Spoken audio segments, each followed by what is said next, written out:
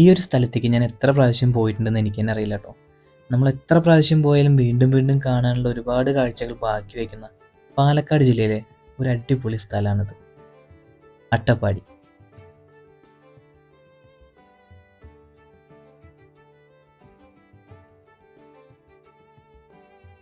ഞാനും എൻ്റെ ഫ്രണ്ടും കൂടെ അട്ടപ്പാടി പോകാമെന്ന് തീരുമാനിച്ചപ്പോൾ എന്തായാലും പോകുന്നതിന് മുമ്പായിട്ട് നമുക്ക് എന്തെങ്കിലും കഴിച്ചിട്ട് പോകാമെന്ന് വിചാരിച്ചു.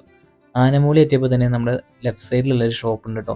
അവിടെ ഇതുപോലെ ചെറിയൊരു കടയാണെങ്കിലും ഒരുപാട് വെറൈറ്റി ഐറ്റംസ് ഒന്നും അവിടെ ഇല്ലെങ്കിലും അവിടുത്തെ ഒരു എന്താ പറയുക, അവിടുത്തെ ഒരു വെറൈറ്റി ഐറ്റം ഉണ്ട്.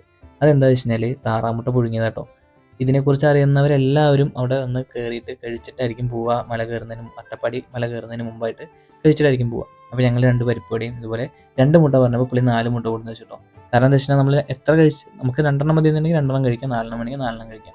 നമ്മൾ പറഞ്ഞതിനേക്കാളും കൂടുതലായി കൊടുന്ന് വെച്ചിട്ടുണ്ടാവും. നമുക്ക് ആവശ്യമുള്ളത് കഴിച്ച് അതിൻ്റെ പൈസ മാത്രം കൊടുത്താൽ മതി കേട്ടോ. അപ്പോൾ അങ്ങനെ എന്തായാലും അട്ടപ്പാടി പോകാൻ പ്ലാൻ ഉള്ളവരാണെങ്കിൽ ഈ ഒരു ഷോപ്പിൽ കയറിയിട്ട് ഒന്ന് ഫുഡും കാര്യങ്ങളും ട്രൈ ചെയ്ത് നോക്കുക. ഫുഡ് എന്ന് പറഞ്ഞാൽ വെറൈറ്റി ഐറ്റംസ് ഒന്നുമില്ല, സിമ്പിൾ ഐറ്റംസേ ഉള്ളൂ. അപ്പോൾ അതൊന്ന് ട്രൈ ചെയ്ത് നോക്കുക. അങ്ങനെ പോകുന്ന വഴിക്ക് ഇതുപോലെ ഒരുപാട് കുരങ്ങന്മാർ ഇതിനെയൊക്കെ കണ്ടു. പിന്നെ നമ്മൾ 10ാം വളവിൽ എപ്പോഴും ഇതുപോലെ ഐസ്ക്രീമും കാര്യങ്ങളൊക്കെ ഉണ്ട്. അപ്പോൾ അവിടെ സ്റ്റോപ്പ് ചെയ്ത് കുറച്ച് നേരം കാറ്റും കാര്യങ്ങളൊക്കെ കൊള്ളാൻ വേണ്ടി നിന്നു കേട്ടോ. KSRTC വരാൻ വേണ്ടിയിട്ട് ഒരുപാട് നേരം വെയിറ്റ് ചെയ്തു. 10ാം വളവും KSRTC എന്ന് പറഞ്ഞൊരു ഹരാണ്.